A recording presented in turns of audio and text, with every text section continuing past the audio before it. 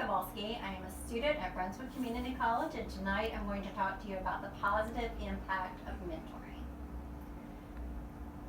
Imagine growing up 7 miles from the beach but never seeing the ocean. Imagine growing up in a 1-bedroom house with a family of 6 people. Imagine that both of your parents are incarcerated and you're being raised by a single grandparent. Now think about one person that lends you a helping hand. A person that gets you away from the hardship, even if it's only for a few moments a week. Someone that you can depend on when times get tough. Someone with no bias, no judgment, just a shoulder and a smile.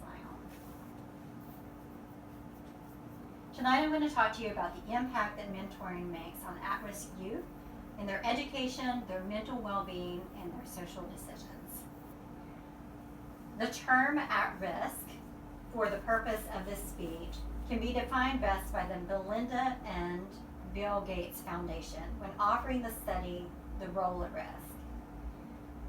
It suggests that at-risk can be both environmental, which is life circumstances, living in a dangerous neighborhood, or living in poverty, or individual, which is challenges in a young person's behavior, social, or health and academic functioning.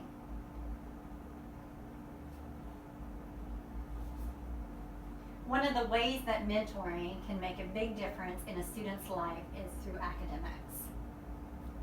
Several studies have showed evidence that children with mentors are less likely to drop out of school.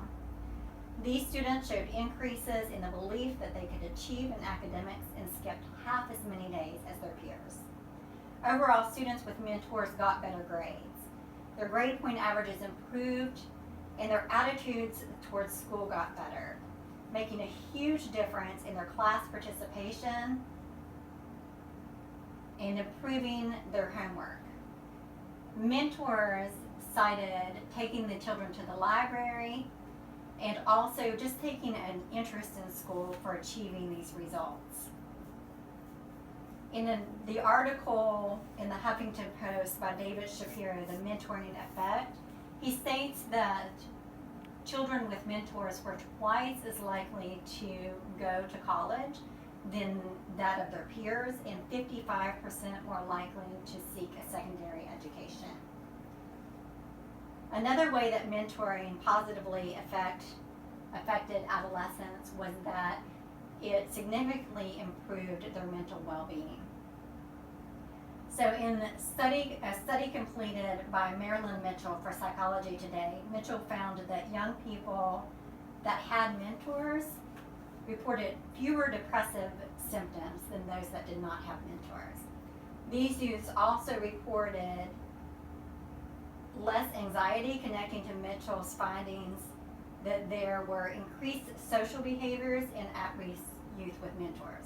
Mitchell found that girls with mentors were 3/4 less likely to be bullies at school, and children with mentors were 1/4 less likely to hit another child.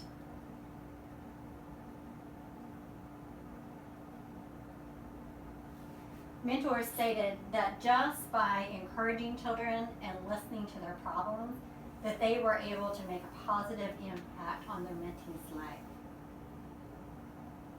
The last place where mentoring showed conclusive evidence in making a positive difference in mentees' lives was an increase in responsible social decisions. So in the year 2000, Public-Private Ventures did a study on the impact of the Big Brother, Big Sisters program.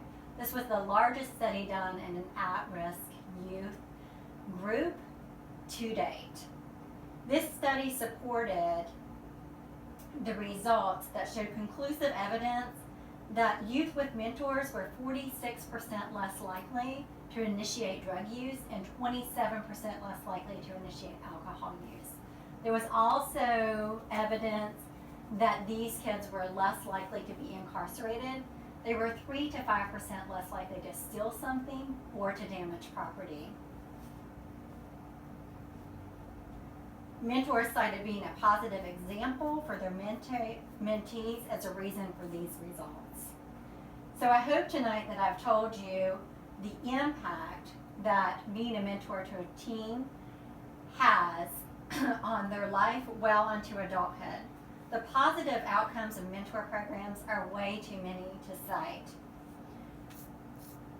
In closing, I will leave you with one last statistic. According to the website mentor.com, young adults that have mentors are 130% more likely to hold leadership positions. So I encourage you to inspire the future, make a difference, and change a life. Yeah. How many